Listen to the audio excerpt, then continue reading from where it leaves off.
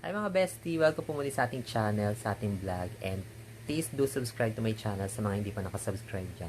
So ngayon, tayo ay mag-a-unboxing. Ayan. Sa mga hindi po nagtatanong, birthday ko po ngayon and July 22.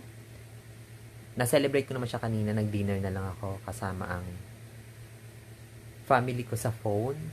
Kausap ko lang sila. Dahil nag-celebrate din sila kahit na wala ako sa Pilipinas.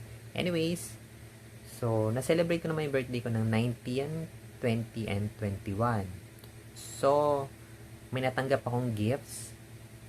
Nung 20, eto siya. Yan. At i-unboxing natin ang laman nito dahil ang laman nito ay taran! Ang bigat. BLACKPINK Photo Book Limited Edition. So, shout out kay Raymart Makadangdang. Best, thank you. Thank you sa iyong gift. At sakto wala pa ako neto. So, actually, natanggal na namin yung plastic ni Angeline. At nakita namin yung tatlo lang, mga 3 or 4 na pages parang naman. Then, after nun, is tinabi ko na siya. Hindi ko na siya tinignan ng buo kasi banding time yun eh. And minsan ko lang makasama that time. Yung mga kasama ko that time. Nung Saturday, nung 20.